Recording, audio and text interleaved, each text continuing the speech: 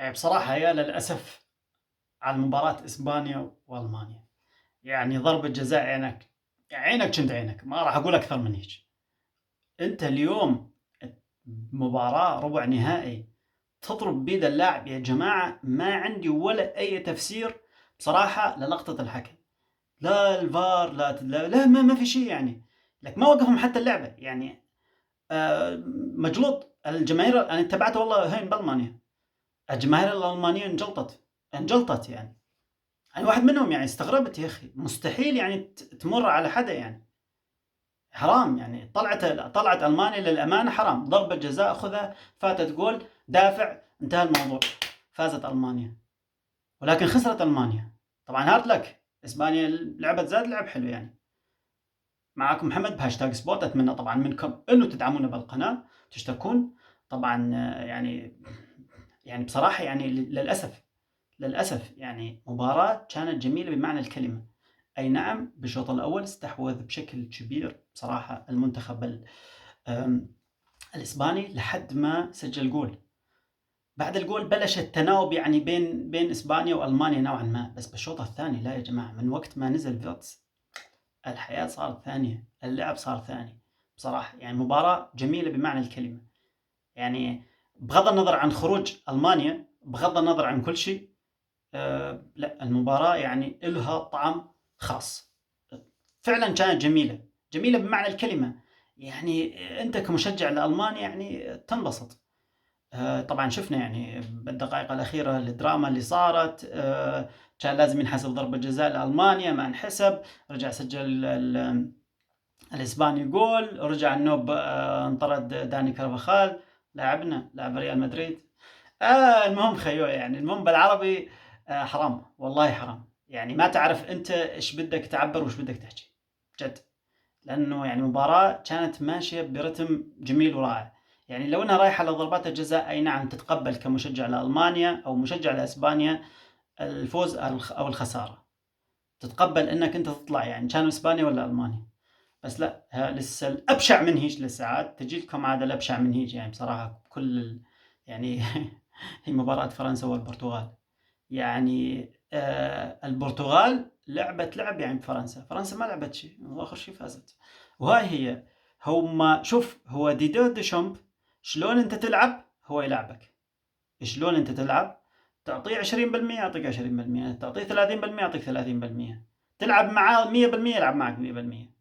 هذا هو المنتخب الفرنسي، ديدو ديشامب هيك عنده، زلمه هيك قناعته. فبصراحة يعني مباراة يعني بشكل عام للأمانة كانت من طرف واحد، كانت من طرف البرتغال بشكل عام.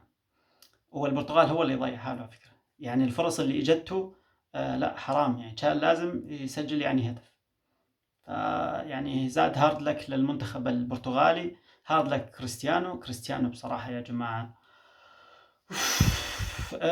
ما تعرف المشكلة انه كل العالم ضده، يعني تحس انه الكوكب الكرة الارضية كلياته ضد كريستيانو رونالدو خيو، كوكب الكرة الارضية كلياته ضد كريستيانو رونالدو. فلا بيشي يعني مو ظابط بصراحة. يعني ما جات اطبل لك كريستيانو رونالدو، ولكن بصراحة يعني العالم كلياتها عم تجلد بيه. يا اخي انت عندك لاعب ترى شال الشعب كله، مين يتذكر البرتغال يا جماعة؟ والله العظيم يعني انت تتكلم يعني عن لاعب، اليوم بدك تقول لي خير طلع رونالدو، اتحداك اذا البرتغال ترجع مرة ثانية يا جماعة، اتحداك، اتحداكم والله العظيم اتحداكم. ليش؟ لانه اليوم انت عندك البرتغال شايلها لاعب، انت اليوم عندك هذا اللاعب هو اللي رفع اسهم البرتغال لفوق. انت كمدريدي والله قاعد تشجع البرتغال مشان منه، مشان رونالدو، لانك تحب رونالدو. انت اليوم نص هاي اللعيبه اللي قاعد تلعب كانت قدوتها رونالدو، انت اليوم تجي على ارض الملعب كلها كباتن عليك.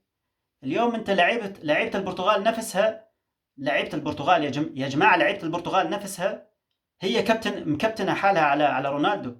والله العظيم مكابتنه حالها على رونالدو.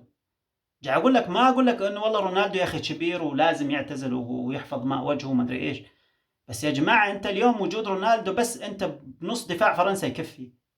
انت تعرف يعني انت عندك لاعب اليوم بقيمه رونالدو، لا حرام يعني، حرام جد، شيء يزعج من المنتخب البرتغالي.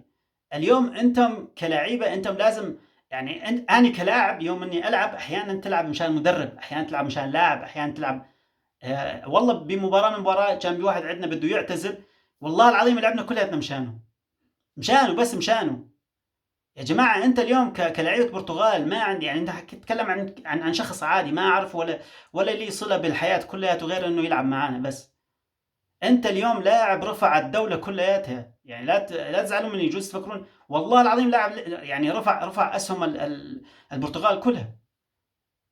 اليوم مين واحد منا احنا كمشجعين، ولنفترض حتى اقول لك مشجعين ريال مدريد ولا يوفنتوس ولا مانشستر يونايتد اللي يعشقون رونالدو، خيو الجماعه اللي يحبون رونالدو، اي والله العظيم يحبون، بس يطلع رونالدو مين يشجع البرتغال؟ هم نفسهم اللي كانوا يشجعون البرتغال يبطلون بس يشجعونه. لا يعني جد لعيبه البرتغال لازم يعني توقف وراء الكابتن تبعها. بس للاسف يعني ما ظل. شفنا طبعا رونالدو ودع بيبي يعني بالدموع.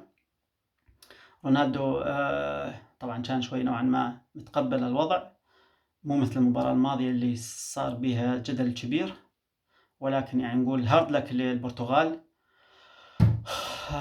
وفرنسا يعني بدها تقابل في اسبانيا، نشوف شلون بدها تلعب. معكم محمد بهاشتاج سبورت، اتمنى طبعا منكم تدعمونا بشير ولايك، والسلام عليكم.